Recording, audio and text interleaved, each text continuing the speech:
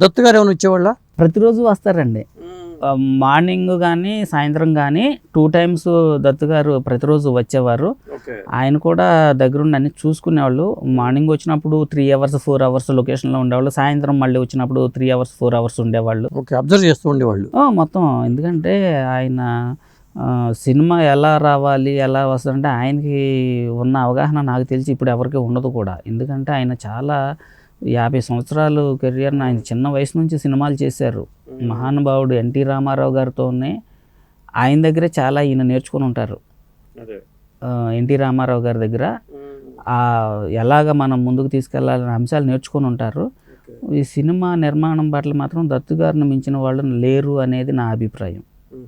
ఎందుకంటే నేను ఇండస్ట్రీకి వచ్చిన కొత్తలో వంశోద్ధారకుడు ఏదో ఒక సినిమా ఉందండి బాలకృష్ణ గారిది.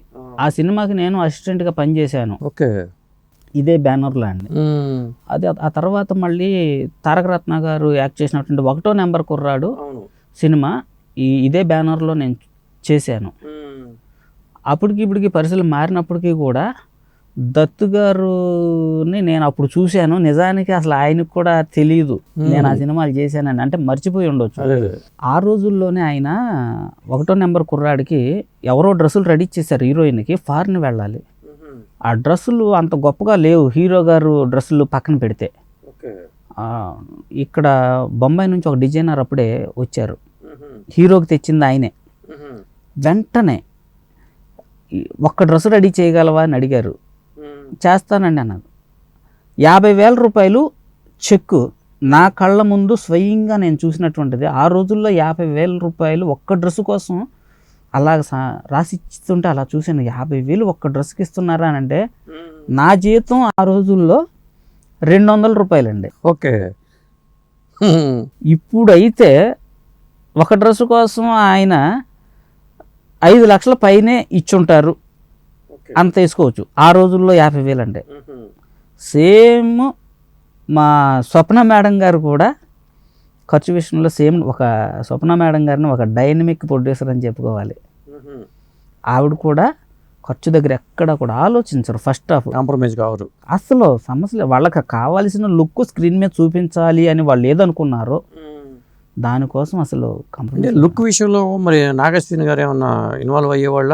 రైడర్స్ విషయంలో కానీ శంబల ఆయన ఫస్ట్ చెప్తారు, డిస్కషన్లో చెప్తారు. చెప్పిన తర్వాత మా డిజైనర్స్కి వాళ్ళకి చెప్పిన తర్వాత మా దగ్గరికి క్లాత్ వస్తుంది. మేము రెడీ చేసిన తర్వాత తీసుకెళ్ళి చూపించినప్పుడు ఆయన అనుకున్న లుక్ వచ్చిందా లేదా అనేది చూసుకొని ఏదన్నా మార్పు చేర్పులు ఉంటే దీన్ని ఇలాగ రావాలి అనేది మళ్ళీ చెప్తారు. దాంట్లో ఏమైనా చేంజెస్ ఉంటే మెటీరియల్ కొనుగోలు చేయడం అనే బాధ్యత మీరు చూసుకుంటారా? వాళ్ళు తెచ్చి మీకు ఇస్తారా? డబ్బులు మీకు ఇస్తే మీరు వెళ్ళి తెచ్చుకుంటారా?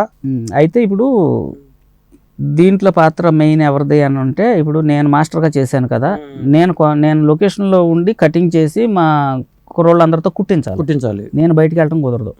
ఇప్పుడు చీఫ్ అజయ్ గారు ఉన్నారు కదా, ఆయన కొనుక్కొస్తారు క్లాతులు. ఆయన వెళ్ళి కొనుక్కొస్తారు. కొన్ని క్లాతులు డిజైనర్స్ కూడా కొనుక్కొస్తారు.